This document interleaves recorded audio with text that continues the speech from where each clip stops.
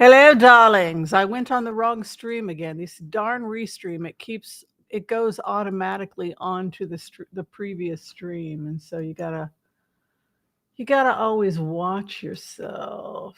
So this one we have to delete forever. Hold on a second, folks. That was an accidental stream.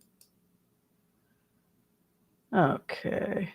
Now we're in business. Okay. I was wondering what the heck was going on. I was like, did I do that again? Did I screw up again? How is everybody? What y'all doing? What you eating? What you drinking? Where are you coming from? This is brunch. This is Sunday brunch with Dr. Whimsy. I'm glad to have you here. This is our weekly get together where you ask me questions about remote viewing and my psychic impressions for the week. We do a little bit of tarot card blitzes, and we also give you a collective reading about the energy for the week. So it's a fun Sunday. Have a seat if you haven't joined us. Grab a cup of coffee. Happy holidays, and and also let us know what you're planning for the holidays. I will be with my sister Bambi in beautiful Salem, Oregon. Maybe we'll find a place to go have drinks. Where can you go have drinks Christmas Eve? Like a bar and a Chinese restaurant, right?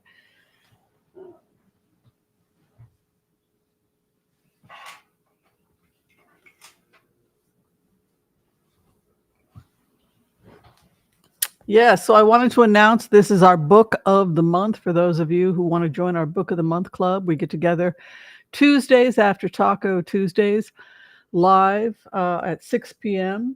To discuss books by you people. You folks write our books. So if you have written a book and you would like your book to be featured in our community, please send it to Dr. Whimsy Anderson, care of 1819 Southwest 5th Avenue, Suite 116, Portland, Oregon, 97201. You can find the information below.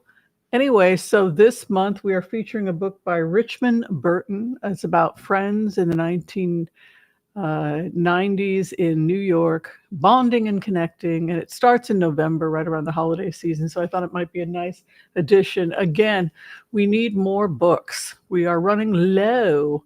We are running low on independent books. And so this is a call to you to send us some books so that we can promote you if you are a writer. Again, send them to Whimsy Anderson at 1819 Southwest 5th Avenue, Suite 116, Portland, Oregon, 97201, so that you can be featured on our show. But Rolodex by Richmond Burton, a great book for the holidays, and I think you'll like it. Okay. Other announcements. We sell merch. If you would like to support the channel, if you would like to support Chuck and Debbie Brady, the creative director who designed all the cool merch, another great way is to check out the merch that we sell here. We want to give love to all of you for being here, including the amazing Joel Tilson. Joel Tilson comes of his own accord. He puts up with me, God only knows why, and volunteers to be the floor director so that I cannot see to save my life, and neither can Chuck. Both of us are blind as a bat. He had contact lenses and glasses on in order to see the questions yesterday, or Tuesday. So we need Joel, and Joel comes through for us, so we're very grateful to him. Okay, let's start with what's going on with you. Joel Tilson starts by saying that the CIA and other intelligence agencies will release info on election interference next year. Yeah, there was election interference, but not enough to keep, I don't think, to keep Trump out of the White House, unfortunately. Yeah. Happy birthday to Deborah Murphy. She is 29 years old again today. So hi, Deborah. And Dylan, hello. Tarot Task Backwards. Rhonda Shank, hello. Rush, hello to you.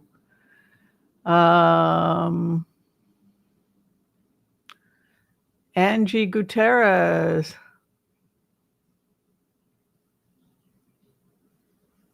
You see diamonds. Well, it depends on when you see diamonds. If you're actually talking about an anomaly that's happening inside your eyes, it can be a sign of something going on in your eyes. For example, we have floaters, and that can be proteins floating on the eyes, or little tiny things, chunks of protein and whatnot that float on the eyes, and then we see strange things floating on our eyes. What is that? That's just natural proteins and things that float on the surface of the eye or in the aqueous solution. So is it really out there, or is it something that's happening in the eye itself? Does cremation affect the ascension? No, it's just a way of disposing of the body. Doesn't affect ascension. If that were true, they wouldn't do cremation in India. The body, according to Nechama Leibovitz, if you're looking at it from a Kabbalistic or Jewish perspective, after a person dies and the astral body, this is Nechama Leibovitz, this is her version, and I tend to respect what she has written. She was a great Torah scholar in the Jewish community. Torah rabbi. Nechama Leibovitz was a Torah rabbi. She was a scholar. But she said that after the astral body disengages from the physical body, it may enter a state of chaos and confusion and shock because it's not in its body. And so the astral body will hover about. It will hover about the body. It will hover around the home. It will hover around and may be really quite distraught. What the hell happened? I got a body. I got to get back in my, right? So the tradition in Judaism is 7 days of Shiva, where Shiva is Sheva in Hebrew, 7 days to sit and pray and say the Kaddish. And what that does is it helps heal a soul that may be traumatized after its death. The body is washed and then gently placed in the ground, because there's this idea that the astral body can see everything and is maybe freaking out, like, what the hell? Like if you're in a morgue or something. This can be extremely shocking and traumatic for the soul. And so there's this idea in Judaism that 7 days, quiet, peace around the body before it's buried, and praying and trying to comfort the mourners, but also to try and help the soul as it passes, because the next phase is to discard the astral body. You discard the physical body, then you go into the astral body. Now, if you can't discard the astral body, then you wind up trapped in the dimension between this world and the world to come. And some have called that purgatory, some have called that bound to the earth. But it's when simply you are stuck. I'm stuck in my astral body. I haven't shed it. And I don't know. It's like a rattlesnake that can't shed its skin, right? So that is a ghost. A ghost is stuck in this dimension, zipped up in the closet of life in this thing called an astral body. And so that is the Kabbalistic explanation, and the Kabbalistic explanation makes sense to me because, first off, it was the tradition that I was raised in. So when I went to a women's seminary, for example, when I went to study the Torah, this is what we were taught. We were taught to study Nechama Leibovitz and this idea of the 7 days when you are trying to adapt to your new life. So if you're asking me what does that physically look like, I can show you a picture of that as well, if I can just get myself organized here. Because I know many of you are visual. I am visual as well, so I can appreciate those of you who say, Whimsy, we love you, but I'm not getting it. Can you show me something? So I am right there, right with you. So this is what it looks like. So this would be of the body. And this is the chakras that allow the energies to flow through a body. And here are the various different astral bodies. You can see we have 7, and they each are connected to a different dimension. So we exist, our consciousness exists in multiple planes of existence at the same exact time. And you can see the lower realm is associated with the lower chakras, which we call the physical plane. And you can see it's wrapped by all those bodies. I'd like you guys to see some pictures of the astral body, because this is the science of metaphysics, which is something that the rabbis are really good at. You know, when I was in seminary, the rabbis were really good about going through all this stuff, the Rebbitzins. It's different when you study in Israel. That's a lot more metaphysical than the United States. All right, so you can see the astral body on the left. It looks like it could be an actual body. And so what happens is you wind up zipped up in it. And so that's a ghost. Once you give it up and you go through the tunnel, then you enter into the etheric body. The lights, the colors, it's so beautiful, right? So then you're in the etheric body, but you're still not at the higher planes. Then you start to go into the higher realms, which is the mental consciousness. Interesting, if you want to develop these consciousnesses in yourself prior to giving up the physical body, it's advised to do that now. The 5th or cobalt template is where we work on the grid. We work on the astral grid. Kabbalists work a lot in the 5th template. And then we have the pure ray star, which is what you are, your core star. And then, of course, the 7th template, which is associated with the 7th chakra. So great question. I like it. Was I able to show that to you guys? Or yes, I am showing it to you. Good. I was worried that I wasn't showing it to you guys. Does that help? Like a lot of people never explained this stuff to us. Like, why do I have a body after I die? And people feel trapped. And then why do we go through a light? Well, the feeling of light is the feeling of coming out of and releasing it, right? But it must be terrifying to just be trapped. Imagine being trapped in your astral body and your physical body is dead and you're like bouncing around in this dimension. It's like, get me the hell out of here. And nobody's coming for you. And you're just what a nightmare. Can you imagine? That's a ghost. Well, they need some kind of spiritual intervention, right, to help unzip them. There are all kinds of reasons why people will not leave a damaged or trapped astral body. Shame and guilt can anchor us to an astral body. Trauma at death. Great questions, Angie.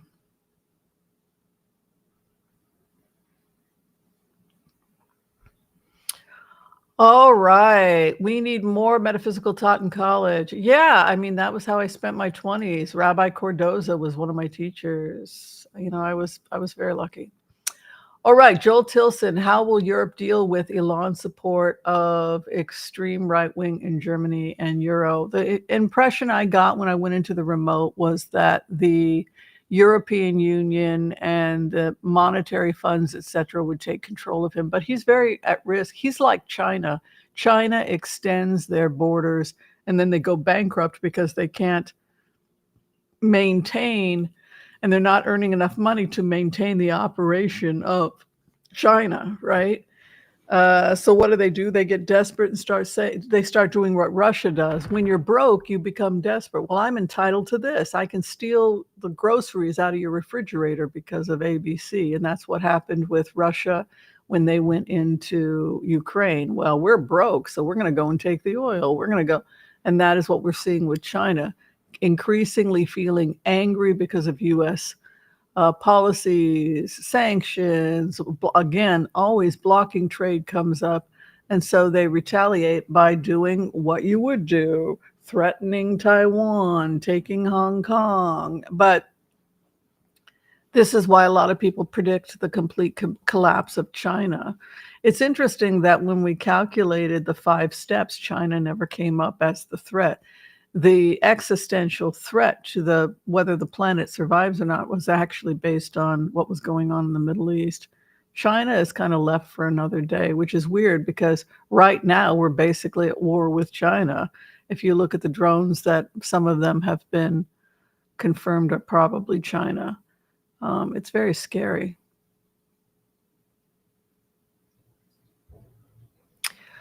Your chakras are in all dimensions. Every single body has the chakras. The chakras are just organs that help with the flow of certain types of energies in the body. So all bodies contain organs, and chakras are energy organs. They're vortexes of energy in the body. You have multiple bodies. But in HCRV, in heart-centered remote viewing, which is what we teach here, that is the branch of remote viewing, which this channel is dedicated to. We are not military, though we have worked for the military. We are not the traditional MK Ultra, we are empaths. We are certainly brought in and used for profiling, etc. But our technique of remote viewing is different, and it's more of the lineage of the Bond technique, which you see out of China and Tibet. So it's just a different lineage and a different way of doing remote viewing. Great questions today. Yeah, we're stuck, right? That is what the ghost is saying. And so when you're stuck, all they're doing is frustrated, going around smashing things, right? Poltergeist. You get frustrated and then you work on putting your energy towards like scaring people at that high school in Ireland. Remember where they had the ghost in Ireland? Did you guys see that? Somebody said that can't be real. According to the high school, it is real. Somebody was trashing the high school. Did you guys hear about this? Where was that in Ireland? Was it in Cork? It was in Cork, right? Ghost in high school in Cork caught on tape. Was it Cork? Yeah, it was Cork. You guys saw that, right? We showed that. So that's the question, is like, what's happening in the case of a ghost? What's happening is that they're trapped. They're a trapped person that is trapped in their astral body. So what do you do when you're just wandering around the halls, trapped, bored out of your wits? You might have been a kid that went to school there, right? Maybe you went to school there. But this was actually no, this was released by the school. This is not a prank. This is not a prank.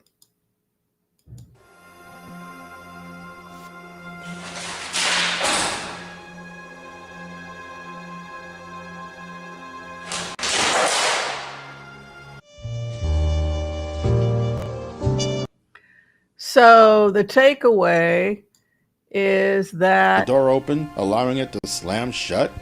Aren't those entry doors self-closing? Why isn't the locker bolted to the floor for safety and up? Anyway, so this person's trying to figure it out. But anyway, yeah, it's really cool to see kind of. On November 24th, 2023, a school janitor captured something truly unsettling during his night shift. Just to, let you guys know this school was built on the cemetery. I don't know if that helps my situation or not, but I didn't really believe him until tonight. I was in here cleaning up after some students had thrown a party, but what's been freaking me out is this one right here. No matter where I'm at in the classroom or what I decide to do, it just follows me. I got you on camera now, so let's just see that right there.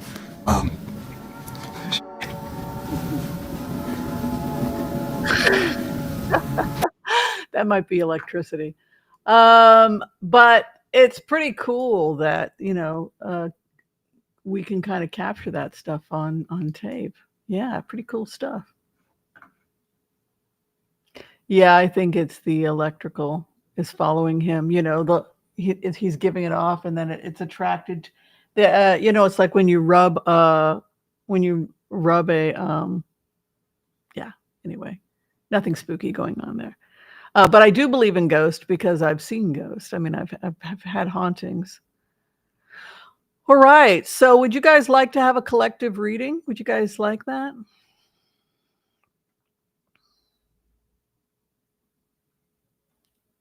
Egregore. What's an egregore? I don't know. Spooky stuff. All right. So we'll go ahead and give you guys a collective reading for the day. And then after that, if you guys have any blitzes, political questions, or questions that we didn't get to, we can go ahead and get them. If any of you need to receive a spiritual healing today, or physical healing, or any kind of healing, you can go ahead and give us your name or the name of your loved ones, and we can include them in our prayers for the empath's prayer. Why do I feel like I'm forgetting something? Oh, next Tuesday's Taco Tuesday is canceled for the holidays. Is there anything else I need to say? We talked about the book club. Oh, I didn't do a charity this week. I'm sorry, I forgot charity. A charity for the month. Usually we do our charity for the month is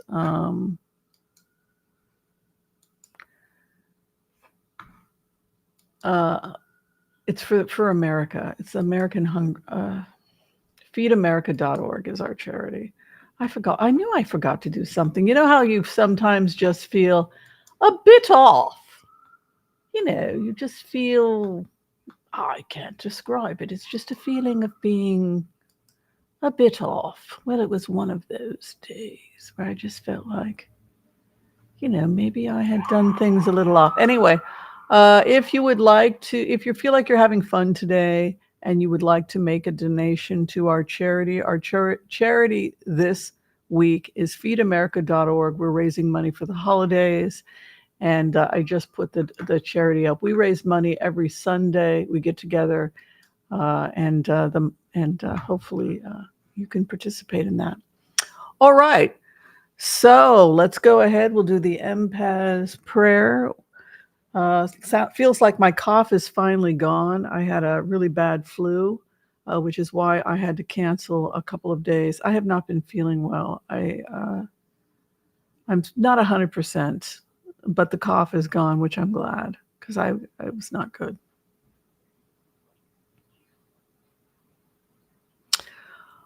All right. Let's do it.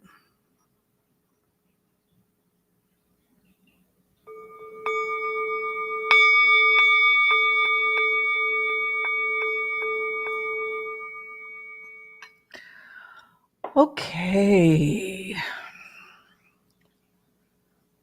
I want to call on white light protection for myself and this community as we ask permission from Spirit to access our Akashic records. We call on our spirit guides and our good angels to be with us.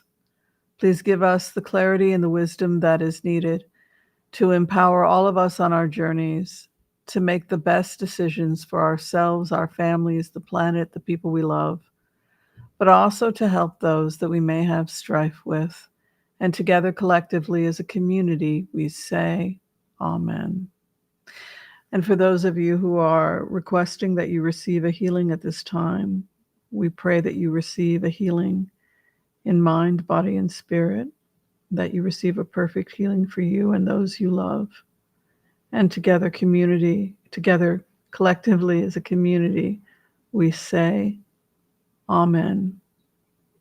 May all souls be healed. Amen, amen. Okay. Feeling good.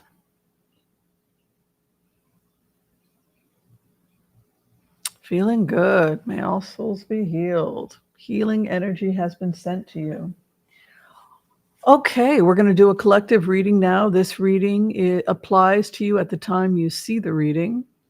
if it doesn't speak to you, if something in this reading doesn't speak to you, it's a smorgasbord. We all are part of the collective. Just pass it down the table and give it to somebody else. These messages are part of the collective, and they are what we ask Spirit to tell us to prepare us for the week. Let's take a look. Sometimes Spirit calls you out directly. Sometimes it's something quiet. Let's see. Let's see if Spirit has a message for you.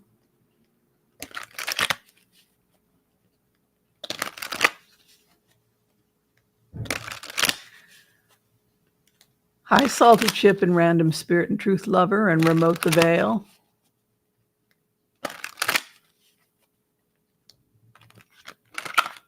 Looks like we have 273 people here. It'd be great if you could subscribe, like, think about memberships. They're great ways to support the community, and we really appreciate it.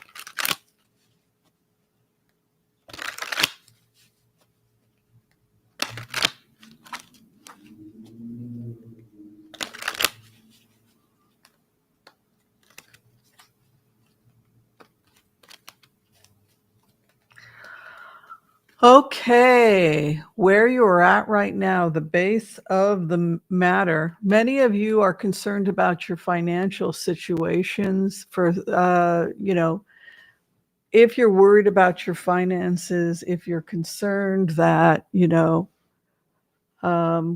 raising Social Security to $1,500 a month. That was the thing that got announced. They're doing two things for Social Security. One is that they're raising it above 62, which is not taking your Social Security away, but they're going to try and raise it to 65, which is the same thing they did in France. And that's what people are upset with. But they are announcing that it's going to go up if you're eligible to 1,500 or at bare minimum. But the point is that the karma card for the group at this time is the money. Receiving money and jobs. If you need a job, you'll get a job. If you need money, you'll have a job. So your finances will be taken care of, regardless of what the concern is. Issues and contracts regarding money is what comes up for you this week. So if you're looking for a job, you'll probably get a job this week. If you're looking for financial solutions, you'll probably get financial solutions for the week. Money is coming in. And also, don't underestimate how strong you are as a human being. The most important thing I always tell people is to get control of your mind. This is why drug use is not good, right? This is why we don't want people harming themselves with drugs, alcohol, etc.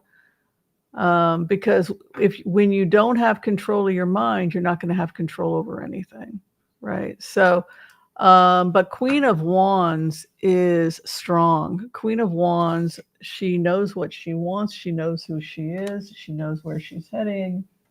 And so your message today from Spirit is to be strong in yourself. You are a strong person. And as long as you work on yourself and heal yourself, you're going to be okay financially. Okay, and then the first card for you is the Empress. For many of you, you are creative types. You are artists. This is a time that many of you are going to be creating, you're going to be writing, you're going to be producing. I have a channel which I started a couple of years ago. Before I even started this channel, it was called Broke Aristocrats. And check it out if you are struggling financially. It's kind of my mission. You know how Christian missionaries will have a mission, or people will have a mission in life. So for me, my mission was originally to take care of people that are struggling financially, to help them with naturopathic medicine, and to try and get us all to live the same way so that you don't know who's rich, who's poor. We all should be eating the same food, right? The great thing about learning how to cook rice and beans is that you are part of humanity. If you can learn how to make curried lentils and rice, then yay, you get to be part of the human condition, right? So living simply below our means so that we don't have to stress about money, don't keep up with the Joneses. Trying to make a ton of money to keep up with the Joneses is ego driven. This is not what spirit wants from you. Spirit does not want you, I got to have all the money in the world. Look at me. I got all the money. I got the power. Because that separates you from your fellow human being. What it is okay for you to pursue and be ego driven about is mastery in what you are called to do in life, regardless of what it is. If you are called to clean a house, clean it to the best of your ability. If you're called to teach someone how to drive a car, whatever you are called to do it with mastery. Be committed to mastery. That mastery, and live like everyone else. Be a seeker like that, right? But this is a time when finances look to be taken care of. They are improved, and the Empress moves in. It's interesting that a lot of this stuff is getting passed before Trump comes in. But yeah, it looks like that is what's happening. A lot of creative energy is coming for people too. You get your wish regarding whatever creative endeavors. I really want to write a book about being a broke aristocrat, about how people can live with dignity, even if they don't have a lot of money, and that you do have options, you do have choices in life. That to me is more calling than even this channel, which is, I love being a remote viewer, but I love being a naturopathic barefoot doctor. That's one of the people just one of the people, and sharing my wisdom in ways, what if you want to call it wisdom, sharing the old ways with people to keep them healthy and happy on a budget, right? So that's my mission in life. Now it's creative in the sense that I feel driven to write a book about it, and driven to create a YouTube channel about it. So that would be an example of me improving my situation through my art, right? Through mastery and art. So this is a time when they want you to, spirit, find what it is you're doing in life, and then put all your attention to mastering it. You will be very victorious over the next 6 months in your pursuits if you do that.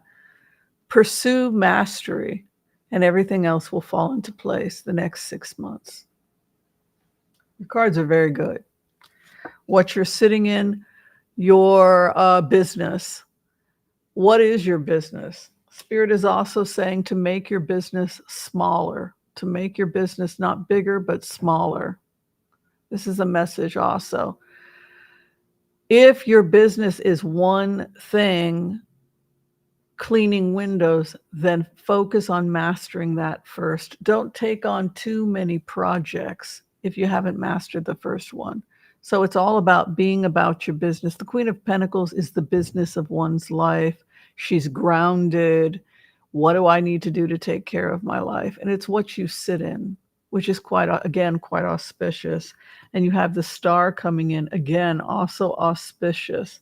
So I think that whatever your karma was in this lifetime, if you've looked at your shadow, if you've addressed your own ugly, and you've been willing to work on correcting your character and working on mastery and moving away from being, a celebrity, or the problem with all of that is that it tends to breed isolationism, where I have to be better than everybody else so that I can lord above you, the Star, or something like that.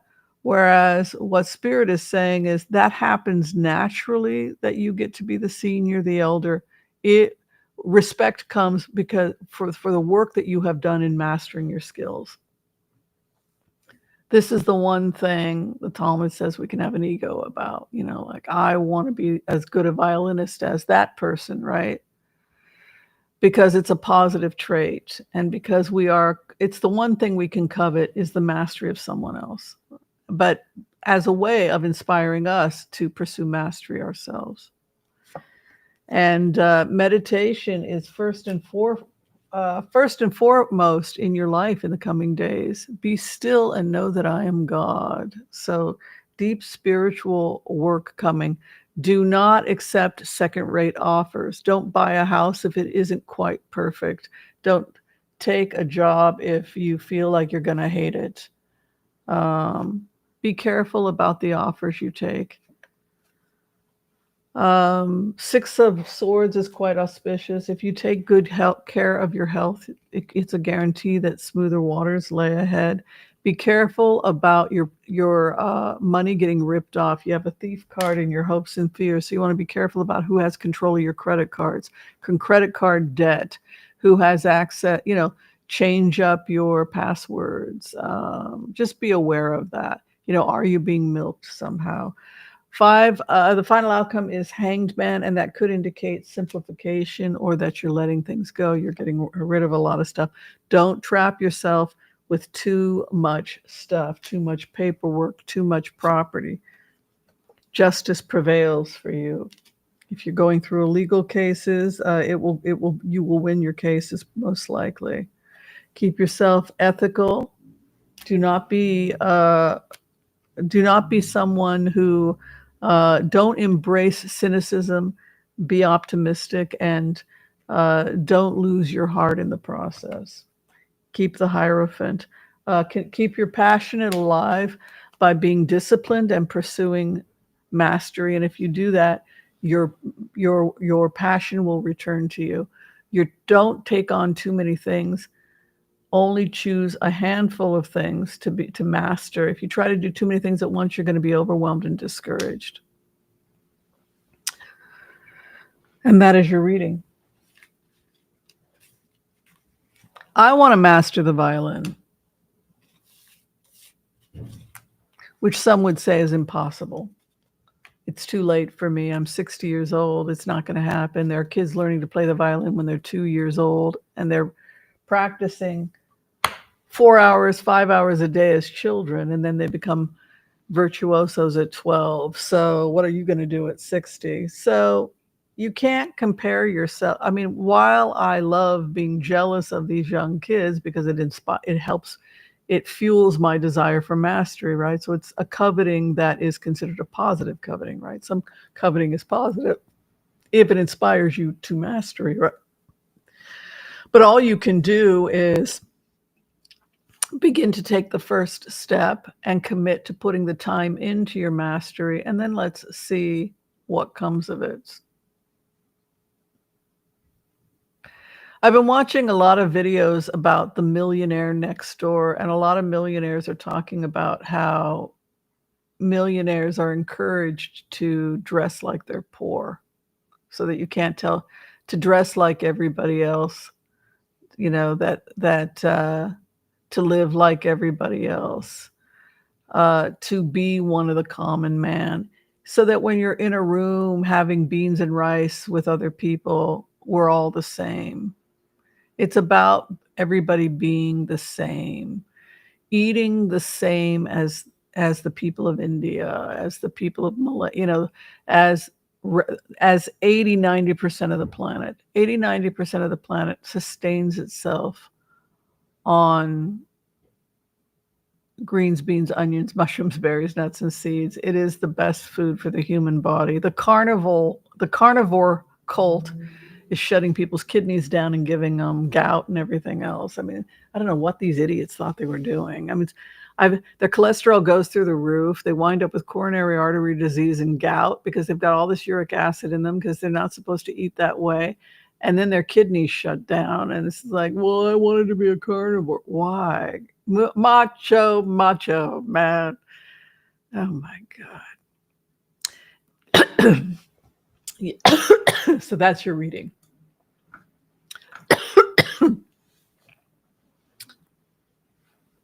Have you guys checked out Broke Aristocrats? Live like they do everywhere else. Don't be an ugly American. Don't buy a bunch of stuff and put it in your kitchen because you can and then watch it expire. Excuse me. The amount of waste and gluttony that we've become comfortable with in the United States is something that we should all just stop and take a moment and admire that rutabaga. And, the more I've started to try and be like everybody else on planet Earth, the more I have learned to be grateful. Like the last couple days, I was meditating and I was thinking, I want a rutabaga. I want a rutabaga. I must find this rutabaga. I'm going to be so grateful. They don't have them at Safeway. They've got turnips. People don't buy it very often, so they don't put it there. Remember how they used to have rutabagas? So I got to go find a rutabaga.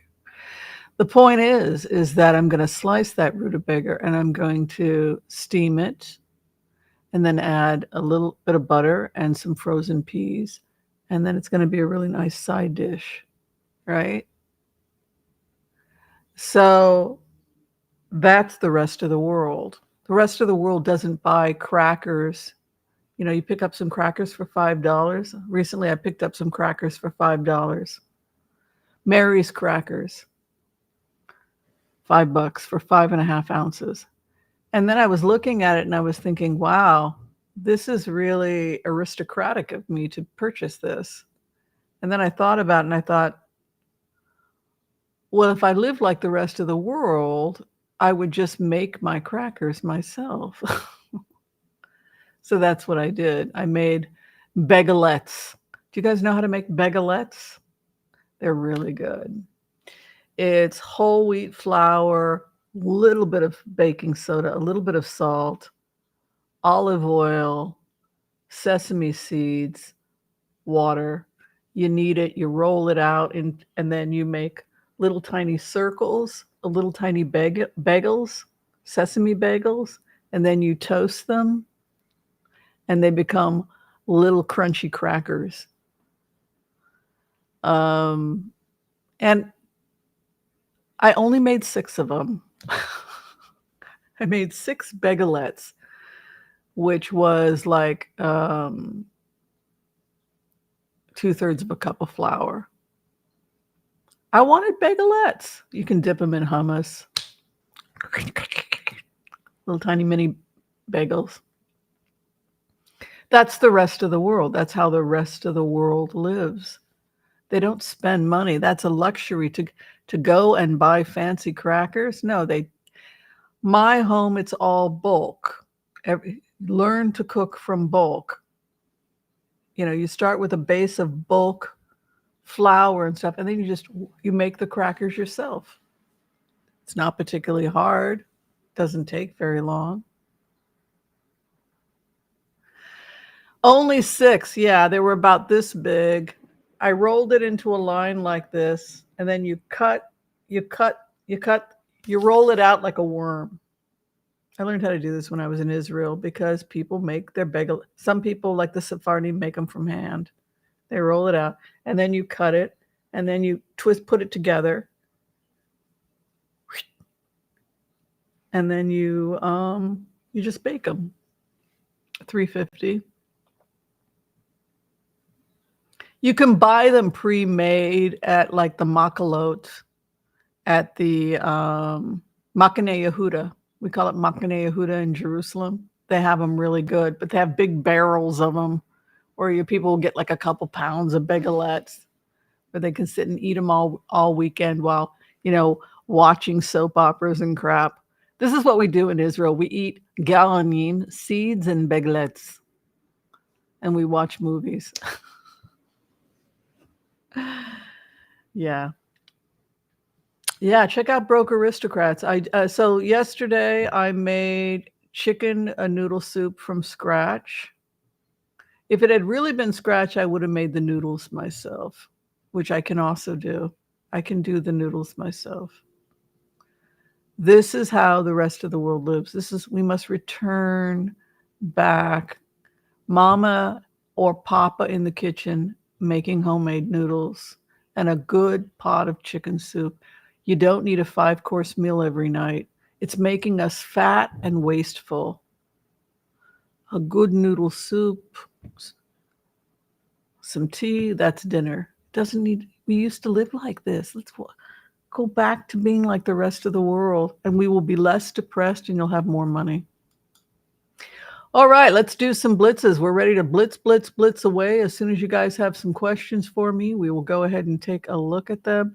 Thank you, Truth Lover, for the donation of $4.99 to our charity today. We are raising money for feedamerica.org. All right, so gold, yes. Oops. Hold on, where's my questions? Blitz away. Okay, we got the order. Joel has a question.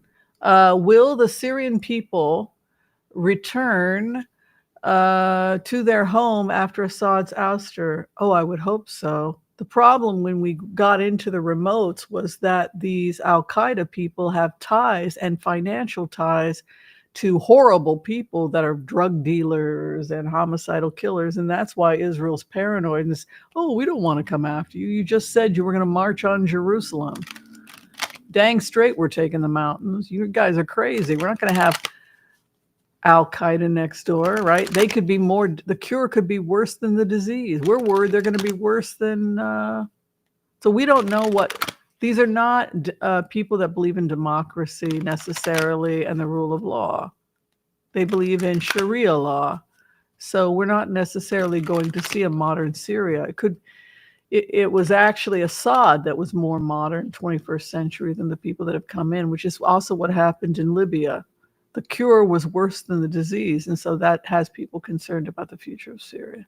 But let's take a look at the future of Syria. We'll do 4 cards. The future of Syria. Oh, bagelettes, eat them by the pound? Yeah, me too. Well, that's why making them yourself is a better idea. And they taste so much better when they're fresh and they're not like sitting in a barrel for a couple weeks at the Makane Yehuda. Those are good too, but they're so much better when you make them yourself. Okay, Syrian people's future. 3 of Wands, looking to the horizon. They will get what they want. So you have this beautiful energy coming in 3 of Wands, which is quite auspicious. Yes, many people want to go home. They want to go home. Everybody wants to go home. Didn't you want to go home when you were a kid? The opposition, thief. Somebody came and stole their property, right? So they felt like they had lost their home. They felt like they had lost their home, that a thief their opposition had been a thief that had come and taken their home from them. Hopes and fears, crazy changes. They don't know what the future of their country is going to be. They don't want it to be people in burqas. And then the final outcome for Syria, a new beginning. The future of Syria is quite positive and auspicious. By April, we're seeing the building of some kind of really amazing parliamentary system. They need help and they don't need to be isolated. Isolating the people currently in charge of Syria would be disastrous. Instead, as soon as possible, they need to be making alliances with moderate Arab countries like United Arab Emirates. I would say it's very auspicious with a 4 of Wands because that's to build something new, and it's a positive, auspicious new building. So I would say Syria's future is very positive. They need to create an alliance with the United Arab Emirates and Israel. They'll do just fine for themselves. If you're a friend of Israel, you'll do very well for yourself. If you're an enemy of Israel, you will not do well for yourself. So my advice to anybody, if you want to do well for yourself, is be a friend of Israel. If you're, I'm just saying, if you want things to go well, learn Hatikva, learn to play nice with the neighbors. That would be my advice. Okay. Yes, their homes were flooded. That's true, Elizabeth. All right. Well, the war in Ukraine spread to the rest of the world. rest of Europe. Let's find out. The war in Ukraine. Let's take a look. Good to see you all here, by the way. Thank you for being here. The war in Ukraine. Let's look at it from Zelensky's perspective because I love him. Knight of Cups. He is going to give them a offer, and the offer is, how about we shake hands and you get the hell out. So they have to do it in a way so that Putin is not shamed. Knight of Cups is a peace treaty. So it could be, how about we make it look like a treaty, but you really lost. His opposition, trying to shore up their weapon. They're trying to bide time while they build up their arms, which doesn't surprise me. And then the hopes and fears, justice, the final outcome for Zelensky. Masters will hammer out some kind of a treaty. They're going to have to honor the treaty. He wants it in writing.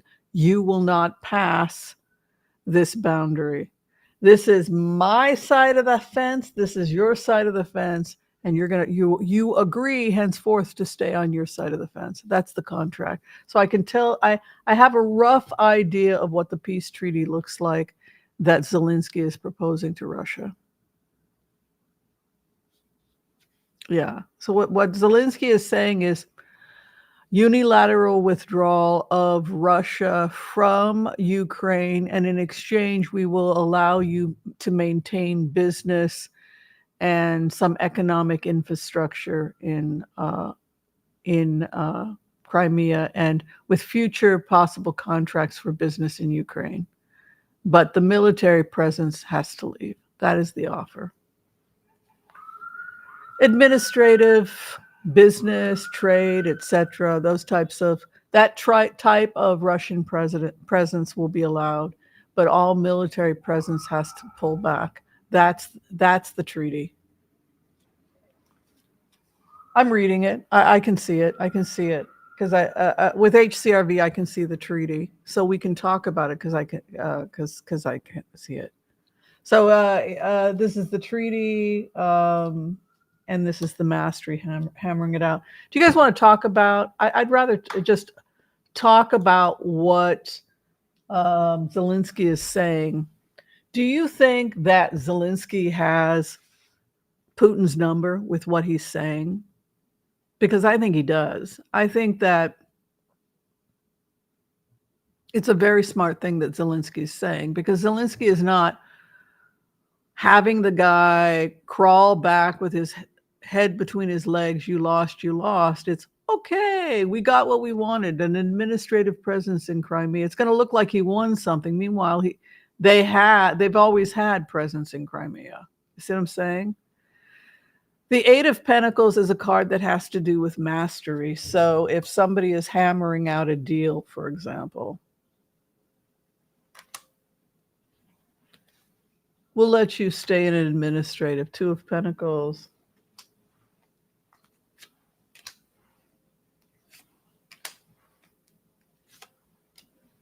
They have no argument in international court. Justice with judgment was denied. So basically, this was something that, again, I can see it in the records because I'm getting the feed on the records, that when Putin threatened to, I'm going to go to the international courts, and you violated because you were supposed to originally, when we pulled back, the original contract, we were entitled to blah, blah, blah, blah, blah, blah, and you violated those contracts. We have a right to the ports. You violated, et cetera, et cetera, et cetera. Because of this energy coming in, of this judgment. But calm down, temperance, and then pounding away is to try and give them something. Is Zelensky trying to make them think they got we got something. Well, we got Crimea. We got political presence in Crimea, and we're going to have business in Crimea. And we had legitimate complaints because they really were supposed to honor our economic rights to certain things in in Ukraine. And so this is how it has to be refrained, because you're dealing with a lot of egos. So that's basically what I saw. But Trump doesn't have to listen to Putin, because you can't tell me that intelligence and the Israelis and Netanyahu haven't told Trump about the 5 phases. I know that Elon Musk knows the 5 phases because he got a copy. He got a copy in December, which tells you and I are in on some really cool shit. Pardon my French. But what the general public doesn't know, but what you and I know, isn't it cool? Is we know where this is headed. And because we knew since December where it was headed, we knew what choices Trump was going to make, right? Because we already had the information. And that is why I love being me. This is what I live for, is this ability to, okay, let me remote view it. Let me scan the grid. What the hell do I see here? And then once I see it, let me see if I can't do a thesis and come up with it. So December 20th, 2023, 3:53 a.m., because I had done the remote and then I had filed everything. The IDF had a copy of least amount of deaths calculated. So they knew that there was no chance to have a deal with Putin. They knew that that it was never going to happen, that they were ever going to be able to negotiate. Any hopes of a deal with Putin and Khamenei out of Iran is not possible if you want to keep people alive. That's the conclusion. There will never be a deal between Russia and the United States and Iran for the Abraham Accords. It's not going to happen. So if Netanyahu decided that in December of 2023 and talked to Elon Musk about it, and they have, because you've got the documents in your hand. I mean, you're looking at the documents, right? See how empowering this is? Now what they know. That last year they figured out, because they said, let's see if this woman's crazy. Dang well they went and checked my data, right? So they checked my data, and what'd they find out? That I'm right, because I checked my data and they checked my data, right? And it's not I'm not saying that to be ego driven. I'm just saying that this was the data. The data is the data. So what did they know last year? They knew last year that they had no choice but to isolate Putin and take down Iran. So Hezbollah came down, Hamas came down, that there was only one place that they could go, and that was dismantling Russia and Iran. So what's crazy about just watching this unfold, okay, here's the math, here's the facts, here's the remote view, challenge me. This is you can't argue this data. So if you don't do this, you will be guaranteeing more dead Israelis. You will be guaranteeing more dead Europeans, more dead Americans, if you do not do this equation. Now, if I'm wrong, show me another equation. So when you hand something like that to a foreign government or to the United States, U.S. got a copy also, you get to find out pretty soon if your data is right or wrong. I knew that. I was pretty confident about this. So what's the takeaway? What's the takeaway? The takeaway is that Trump knows this. Trump knows there's no future deal with Putin. Do you see how this goes? There can be no future with a person who helped plan October 7th. And so any hopes that Trump had or Elon Musk had of bringing Iran and Russia into the Abraham Accords, last year, they nixed the idea, right? So the only future going forward is that Iran leadership is going to get dismantled. Russian leadership is going to get dismantled. And the only option is for them to get out of Crimea. And because Trump knows that, This is why why is he acting like this with Putin? Why is he acting like this with Putin? Because because Netanyahu showed him the data. You see you see what's happening?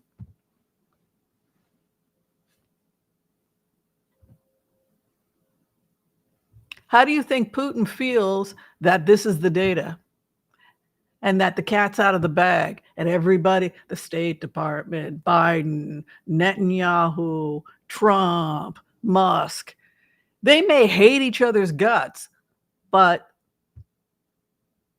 they cannot argue with the data, which tells me what? It tells me there's never going to be a deal with Putin. There's never going to be a deal with Putin. There can't be a deal with Putin because and so Trump knows there can't be a deal with Putin. You see that?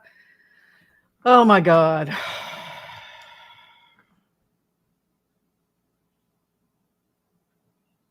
It's a nightmare. But what's exciting is that we get to watch it happening in real time. And that to me is really exciting. I love seeing it unfold. Do you see how powerful HCRV is? Because you can get out of your ego and float above a situation, look at it objectively without any emotion attached and say, how do I keep people alive? That's all I care about. I don't want any more people to. Can we do a deal? No, there is no deal with Iran. There is no deal with Putin. This is how, if you want less people to die, this is it. And when you objectively look at the facts and you accept them, then you realize that there's no future for Putin in Russia. Exactly, Joel. He's a war criminal. This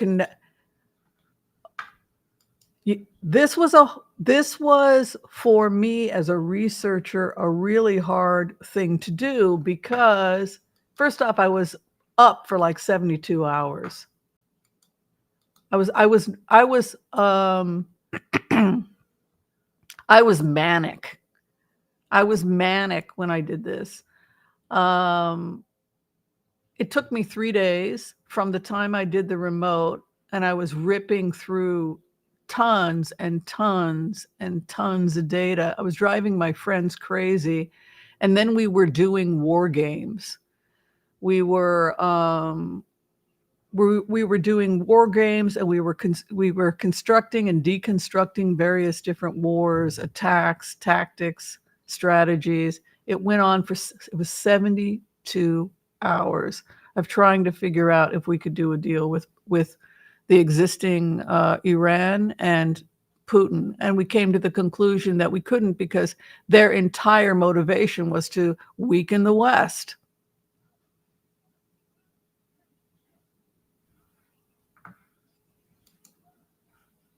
So if a enemy only wants to destroy you, it doesn't leave you a lot of options. And I think that that's what's going on with Trump. I think it's very obvious after everybody looked at data. I wasn't the only one. I was just saying, challenge me, because this is what I'm coming up with. So they must have come up with the same thing, because when you look at how things are falling, it's falling exactly like the 5 steps. Because I'll be honest with you, I didn't want to accept the 5 steps, 5 phases. I was having a lot of mental health problems. I was not doing well after. I'm still not doing well in general. I'm not the healthiest person in the world mentally, because I'm an empath, right? We're highly sensitive people, but after October 7th, even less so. So 72 hours of game theory, trying not to come to this conclusion. So this is why Elon Musk said war is inevitable. Challenge me, Mr. Musk. You're supposed to be a genius. Challenge me. Well, war is inevitable. What I see from here, Whimsy, is that war is inevitable. So am I a fan of Netanyahu? No. Am I a fan of Elon Musk? No. I mean, I'm not. I thought, it would be great for him to fund the Oasis, but whether we are fans of these people or not, everybody has come to the same math. And so the math is the math. And it's really hard to come to terms with. I was crying during those 3 days. I was arguing with people. I didn't want to accept the fact that we were going to have to dismantle 2 governments. Can't you work with these people? No, you can't work with the Nazis. You can't work with people that are invading Europe. Yeah. Exactly, Elizabeth. It's about Zelensky hammering out a contract where they will have some presence there, but no military, and shake hands and get the hell out of my country. It's a diplomatic way of doing it. Of course, Putin is a war criminal. Good point as well, because if he goes to the West, he'll be arrested. Everybody comes to the same math. So I think for that reason, he would be advised to retire like Yeltsin.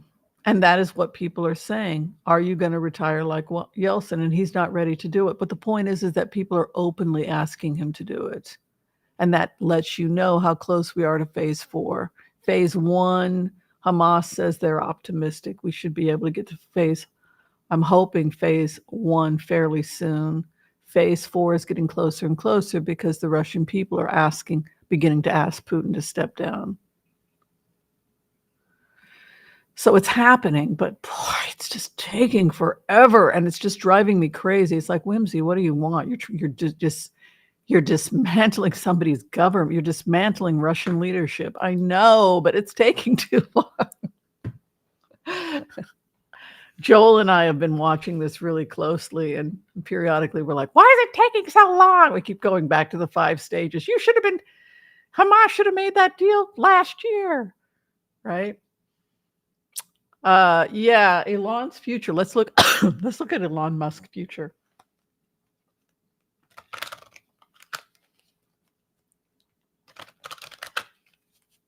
The future of Elon Musk.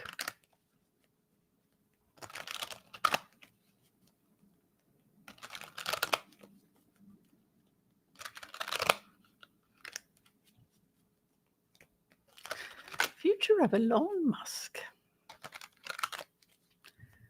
Well, he's on drugs that are dragging him into a dark. I think a lot of his problem is he's not dealing with his mental health problems, and the drugs are actually making him sicker. Yeah, they're numbing him so he doesn't have to be in pain over the horrible things he's doing, but that's not a cure. That's a drug that disconnects you from self-awareness and from your fellow human beings, so you've truly become a repulsive human being. He needs to get clean and sober and do some self-awareness work, man. Elon Musk, okay. Future, a new contract, 3 of Pentacles. You going bankrupt? He wants to get all those new military contracts for Gaza via the new administration. He's going to put boring in. He's going to build tunnels in Gaza, right? Heartbreak. His opposition is heartbroken. Boy, are we ever. We want peace in the world. Okay. His hope and fear. Money. Money is power. It's a type of power. And the final outcome for Elon Musk. Poverty. And loss of allies. He will drag himself into poverty and a loss of allies because he has become the very thing that he hates, a bully. He's also become a drug addict. And his brain is rotting. He just spends all of his time on Twitter rather than doing real research. And he's so drugged, he gets manic. He says some crazy stuff on there. But his final outcome is poverty if he continues in this trajectory. 5 of Pentacles is his final outcome, and 5 of Pentacles is the card of poverty. Poverty and desperation. He's going to lose his contracts. Nobody can deal with something. You have to be mentally stable. When you have a business model that big, you better be functional. He's like China. He's extended himself too wide. He won't be able to hold on to it all, particularly if he's got this type of mental health problems. Stubborn guy. His opposition is ahead of him. He will be surpassed by people like Sam Altman. That's my prediction. Because while he is talking crazy, they're actually doing stuff. He puts money towards a lot of amazing artificial intelligence and stuff. His final outcome is, I predict he will lose everything. If he lives, he'll probably get clean and sober, and then he will have to do the hard work returning back. Because his final outcome is the emperor, which is like the president, right? So what I would say to Elon Musk with these types of cards is that he will probably have to lose everything and then work hard to gain it. That's probably what's going to happen to him. Yeah. All right, my loves. Did you have a good time for Taco Tuesday or no, Sunday brunch? I thought it was Taco Tuesday. Sunday brunch. Did you have a good time, my loves? Yeah? Was okay? All right. I am seeing patients tomorrow. I still have openings Monday. If you need to see me for a tarot reading, you can book me through Booksy. And then I am away Tuesday, Wednesday, and Thursday. And then I'll be back again for clients on the 27th. I do have openings on Friday if people are trying to get in to see me. Is that all I have to say? I think that is all I have to say. Yes, that's all I have to say. All right. Thank you for your love and support.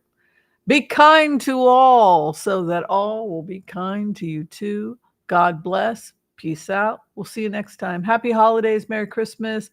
Happy Hanukkah. Happy Kwanzaa to all of you. Thank you, everyone. Thank you. Bye-bye.